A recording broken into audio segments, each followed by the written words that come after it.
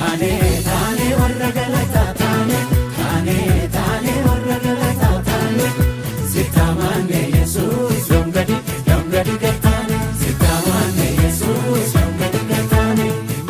Tole baga nagaadhaan dhuftee maqaan keenya jedhamaa eessarraa dhuftee Waaqayyoos waldaa kanatti maal siif godhee meerraa jalaan saba Waaqayyoof dubbannu. Tole ani maqaan koo Dhuga-Baatii jedhama. Baadiyyaatti dhaladhe garuu ammaaf asan jiraadha Duwwaa Torba keessa. Gaarummaa Waaqayyo naaf godhe baay'eedha isaan keessa wantoota muraasa dubbadha. Mucaa obboleessa koo tokko abjuurratti abjoodheen suura ishee dhufe jechuudha. Abjuurratti abjoodhe suni abjuudhaan haa heerumtu turanitti falmu turanii mucaa waggaa 10 wayiidha. Hin heerumtu dheen falman ture haa heerumtu malee haalli namoota baay'eetu naan morma ture. Iddoo akkasittiin baay'ee cannaqamuuf jira sana wareerinaan ka'ee suura ishee qabadheen qidaamee gana fidadhee dhufe jechuudha. Namni suura baattee jirtu ka'ee qottonna akkas jedhan raajii sagalee gaafa baasanii yoo baay'ate mucaan kun dafnoo ganamaadha kan ishee lubbuun ishee dachee karaa darboodhanii harki Waaqayyoo ofiisaa dubbatee bu'a sirana dabarsee har'a mucaan nagaadha isa kana godhu ilma Waaqayyoo Yesuusiin naa galateeffadha.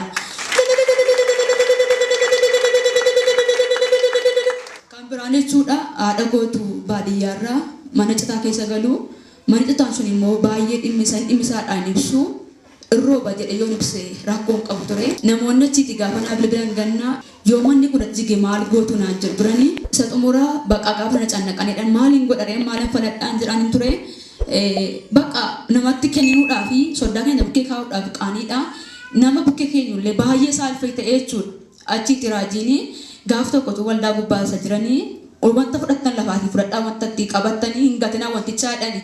Achitti akkasuma muka wayii fudhadheen galee kun mana immaammaadhaaf ijaaramee dhadheen baadhadhee galee jechuudha.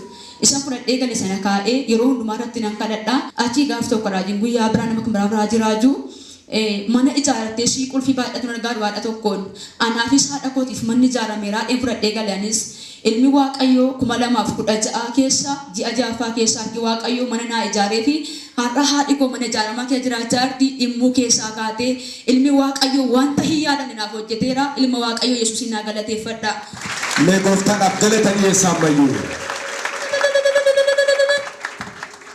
Inni kan biraa ofii kooti na dhukkubee ture deemuu hin danda'u baay'ee humna dhaban ture busaaf taayifoodii ta'uu na funaan jedhu midhaan akkatti nyaadhu qabu nadhaa wanti hundumtuu na cannaqaa jechuudha. Lakki mana kee miidhaqii sammuu si galuu danda'anna lakki ansa hundumaa danda'u Yesuus bukkeen naqa achitti immoo hidhaan kooyinii qamadheen fidadhee dhufe hafeen dhumarratti raajiifaa bishaan qabadheen kadhachiifadhee isan asitti ba'ee ofii kootiin deemee galee Waaqayyo asitti ba'aa gurguddaan irraa kaase Waaqayyo hidhaan asitti jecha kadhatti hiikin hin jiru anaaf baay'ee naaf hojjete Waaqayyo guyyaa tokko guyyaa sanbataa ammas Dhuga-Baatii kan biraa jechuudha.